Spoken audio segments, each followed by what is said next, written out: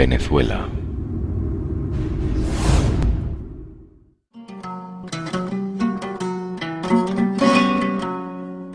En la capitanía de Venezuela, a finales del siglo XVIII, comenzaba a gestarse uno de los movimientos revolucionarios más importantes del continente. En una sociedad con marcadas diferencias sociales, las llamadas castas infames, indios, zambos, pardos y negros, protagonizan permanentes rebeliones contra la autoridad colonial y las élites criollas. En medio de conflictos sociales y en un ambiente de efervescencia política, nace Simón Bolívar en el seno de una familia mantuana. Los mantuanos, una casta acaudalada de criollos de apenas 100 familias esclavistas, controlan la economía de la colonia. El maestro Simón Rodríguez, un referente de las primeras rebeliones contra el poder colonial, instruye a Bolívar en la necesidad de crear nuestra realidad a partir de concepciones propias. Otra influencia sobre el libertador es la del caraqueño Francisco de Miranda, uno de los primeros en proyectar la unión continental, desde Nueva España hasta el Río de la Plata. Después de recorrer Europa y participar de guerras y revoluciones, se establece en Inglaterra. El naciente imperio británico, ávido de materias primas y nuevos mercados, pretende quebrar la hegemonía española en el continente y respalda a Miranda en su idea de promover juntas de gobierno independientes en las colonias. Los esclavos de Saint-Domingue se adelantan al proyecto emancipador criollo. La colonia más rica del Caribe se independiza de Francia. Los haitianos declaran el fin de la esclavitud. Napoleón, para evitarlo, envía un poderoso ejército de más de 25.000 hombres. El ejército napoleónico sufre una derrota decisiva y el 1 de enero de 1804 nace Haití, la primera república negra del mundo. Mientras Napoleón domina España, estalla un levantamiento en Chuquisaca, seguido por una oleada de cabildos abiertos. En 1810, el Cabildo de Caracas conforma una junta de gobierno, integrada exclusivamente por mantuanos. Esta junta crea la primera República de Venezuela y convoca en su defensa a Francisco de Miranda por ser el gran referente militar del momento. El poder español contraataca. La primera República, sin apoyo popular, es destruida a menos de un año de su fundación. Miranda es capturado y termina sus días en una cárcel española.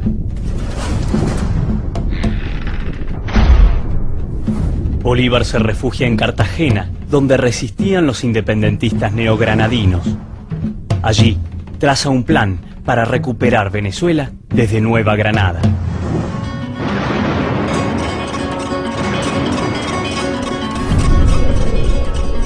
Después de cruzar la cordillera, enfrenta a los realistas y llega victorioso a Caracas. Liberada la capital en 1813, se funda la Segunda República, pero asentada nuevamente en el poder mantuano. Un ejército de llaneros y esclavos, respaldado por los españoles, se levanta contra el nuevo gobierno y toma Caracas después de una sangrienta campaña. La Segunda República, al igual que la primera, cae como consecuencia de las divisiones sociales y raciales. Bolívar, derrotado, se exilia en Jamaica. Mientras en tierra firme, el poder realista se fortalece, sometiendo completamente a Nueva Granada. En junio de 1815, Bolívar se dirige a Haití. El presidente Petión lo asiste con barcos, armamentos y soldados voluntarios para una nueva expedición. Él mismo libera a sus propios esclavos y cambia la composición de los ejércitos, y esto va a ser condición del triunfo de Bolívar. Se inicia una gran campaña por la liberación de Nueva Granada y Venezuela.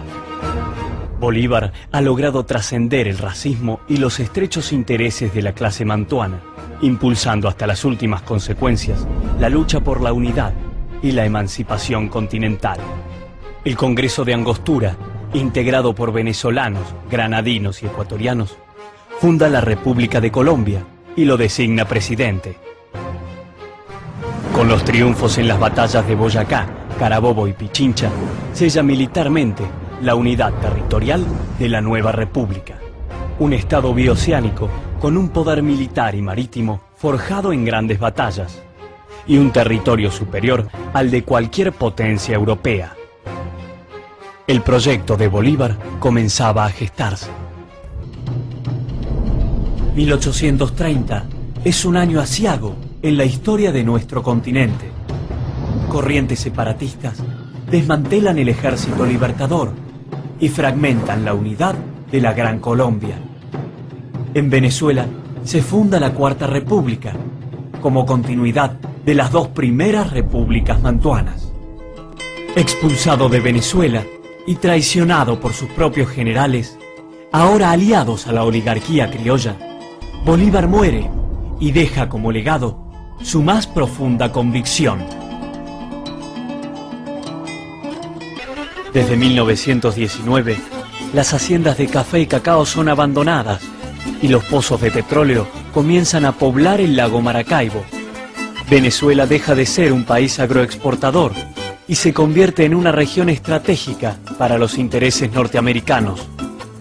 Juan Vicente Gómez, quien gobierna durante 27 años, reparte la riqueza petrolera entre la oligarquía venezolana y las empresas extranjeras.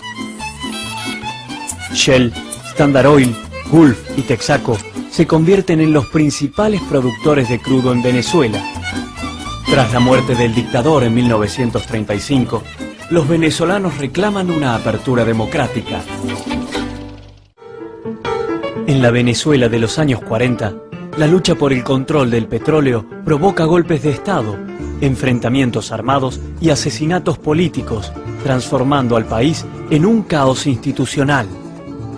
Durante ese periodo, surgen dos dirigentes políticos que influirán en la vida venezolana desde 1958.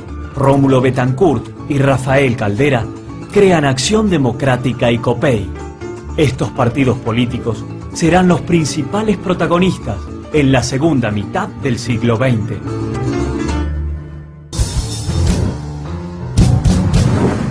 Desde 1952, gobierna dictatorialmente en Venezuela el general Marcos Pérez Jiménez.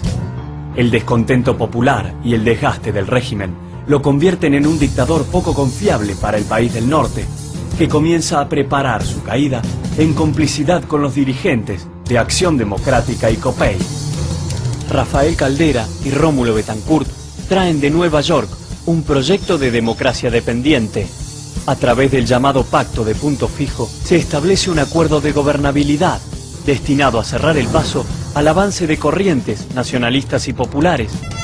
Se inician 4 décadas de democracia tutelada por Estados Unidos.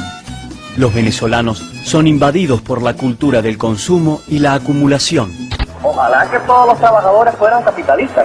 Y lo más bonito es que en el sistema capitalista, que aparentemente el trabajador no quiere defender y sostener, en este sistema capitalista cualquier trabajador puede efectivamente convertirse en un capitalista. Todo está en que pueda comprar una acción que sea de 50 centavos. Esto lo vemos a menudo en los Estados Unidos. Mientras el modelo rentista petrolero se afianza, el proyecto de país dependiente se consolida. El presidente Carlos Andrés Pérez nacionaliza los hidrocarburos, entregando el control de la industria petrolera a un reducido grupo de empresarios. Nace PDVSA y con ella la llamada meritocracia petrolera, que controlará de manera corrupta y en beneficio propio la renta del petróleo. Los sucesivos gobiernos puntofijistas saquean y endeudan al Estado, mientras desmantelan y privatizan los servicios públicos más elementales, generando incertidumbre, pobreza y exclusión social. Comenzó un flagelo a azotar nuestro país, que fue la pobreza. Y eso era una paradoja, eso no se compaginaba. ¿Cómo se explica eso? Se explica porque durante muchos de esos años la renta petrolera era distribuida de una manera muy desigual. Y entonces una élite que gobernaba el poder distribuía y hacía con esa renta lo que mejor le parecía. Qué triste se oye la lluvia en los techos de cartón. Durante 40 años, el 80% de los venezolanos fuimos excluidos de cualquier función social. Ni siquiera teníamos derecho a la medicina. La miseria, la corrupción y la falta de conciencia nacional en la Cuarta República lleva a un grupo de soldados a formar una organización clandestina en el seno del ejército. Estos soldados, que rescatan la figura de Bolívar y su proyecto de unidad continental, fundan el Movimiento Bolivariano Revolucionario a 200 años del nacimiento del Libertador. Se acercan las elecciones, otra vez, si gana la misma gente, estamos jodidos otra vez, otra vez, otra vez, otra vez. ¿Jura usted cumplir los deberes del cargo de presidente de la República y cumplir y hacer cumplir la Constitución y leyes de la República en el ejercicio de su mandato? Sí, juro. El paquete económico neoliberal impuesto por Carlos Andrés Pérez en su segundo gobierno desata un levantamiento popular conocido como el Caracazo. El 27 de febrero sale un pueblo a defender, sale un pueblo a rechazar estas políticas neoliberales, un pueblo francamente arrecho de lo que estaba pasando en Venezuela.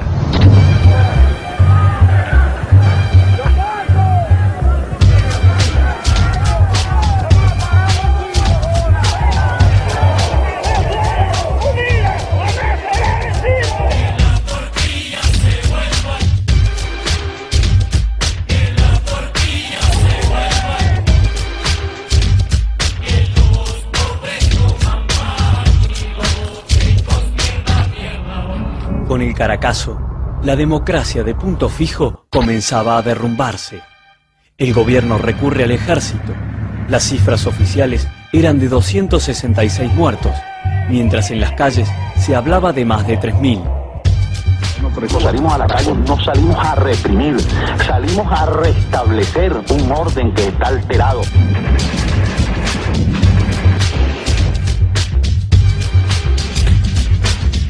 Los soldados que se deben a la patria también se deben a los pobladores de esa patria. Los soldados del MBR 200 se niegan a reprimir en los días del Caracazo. 3 años después, intentan tomar el gobierno para terminar con la Cuarta República. Compañeros, por ahora no logramos controlar el poder. Y yo, ante el país y ante ustedes, asumo la responsabilidad de este movimiento militar bolivariano. La reacción en Washington ha sido doble. De Pérez dijo que es uno de los grandes líderes democráticos del hemisferio y de la asonada golpista expresó es ultrajante e ilegal. Mientras los soldados bolivarianos son encarcelados y perseguidos, la sociedad venezolana ve en ese grupo sublevado la reaparición de una resistencia que 3 años antes había dado lugar al Caracazo.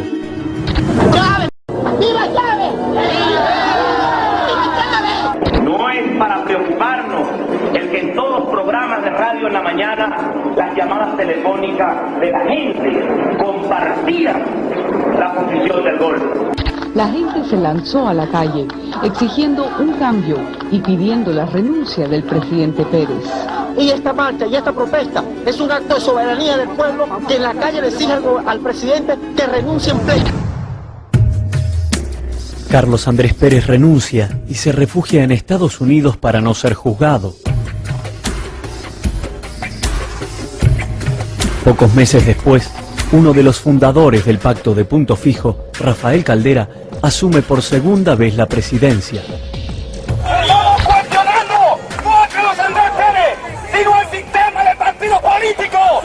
Estamos convocando a la nueva república, a la unidad del pueblo, para un poder directo,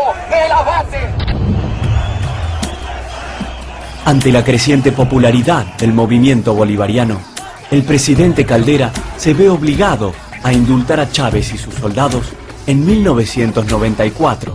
La gente lo admira porque ha sido la única persona que se ha hecho responsable de una situación aquí en Venezuela. Chávez funda el movimiento Quinta República y recorre el país, difundiendo sus ideas de transformación, en consonancia con una sociedad harta de un sistema político en decadencia.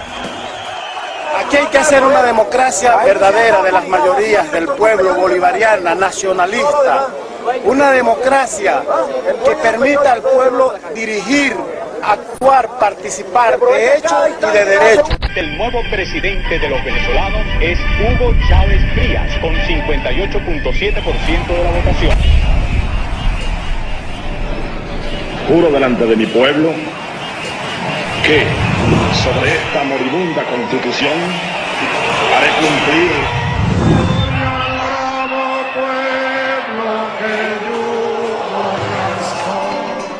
Comienza una nueva etapa en Venezuela.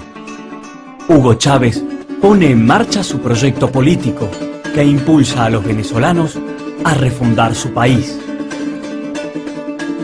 En las calles, en barrios, asambleas populares, universidades y fábricas, se emprende un profundo debate por la construcción de una nueva república.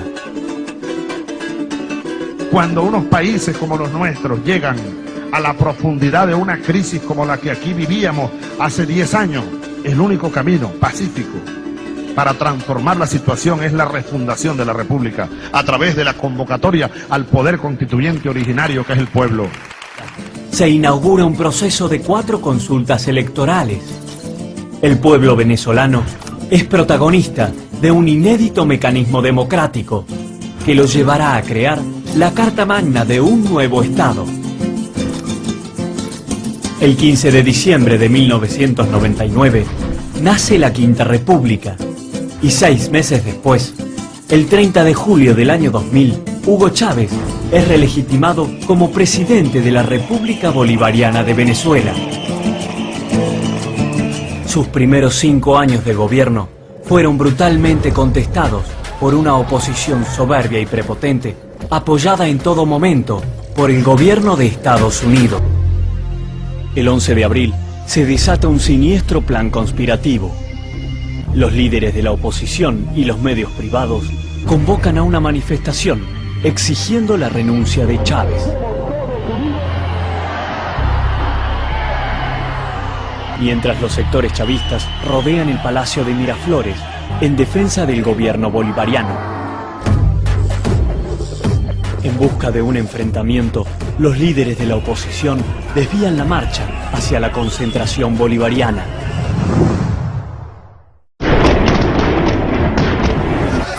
Francotiradores, sindicados como agentes de la CIA, comienzan a disparar sobre ambas manifestaciones. Pacientes que fallecieron, el 90% tenían tiros en cráneo, tiros en cabeza, lo cual nos hace presumir definitivamente que se trataba de un grupo de francotiradores.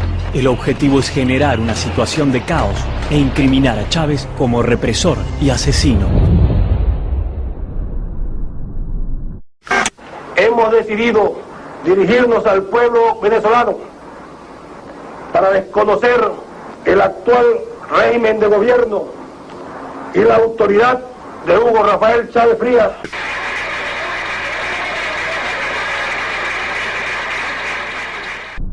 En la madrugada del 12 de abril, el presidente es secuestrado, mientras los medios de comunicación afirman que ha renunciado. Buenos días, tenemos nuevo presidente. Yo, Pedro Carmona Estanga, en mi condición de presidente de la República de Venezuela, juro ante Dios Todopoderoso, ante la patria y ante todos los venezolanos, restablecer la justicia, la igualdad, la solidaridad y la responsabilidad social. ¡Te queremos, Pedro!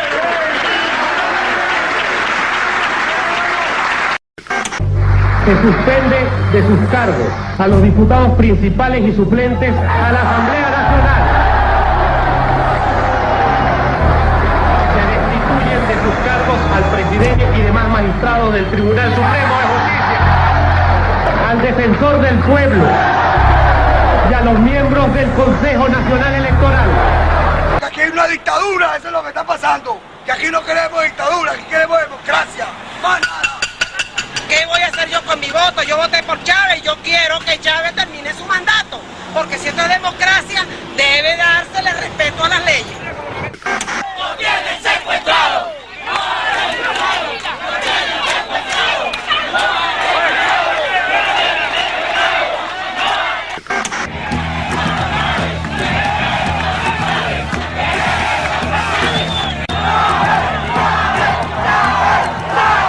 Queremos a Chávez ahorita, queremos a Chávez, no queremos otra dictadura.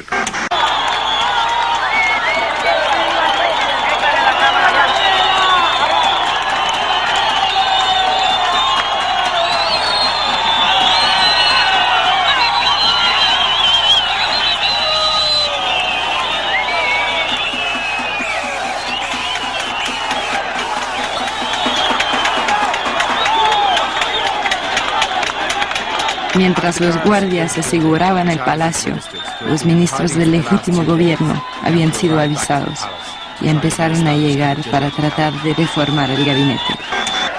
Por favor, oigan, el control militar lo tenemos en este momento en nuestra mano sobre la información de General Odón. La Fuerza Armada está con enemigos constitucional. Estamos esperando que llegue el presidente Chávez.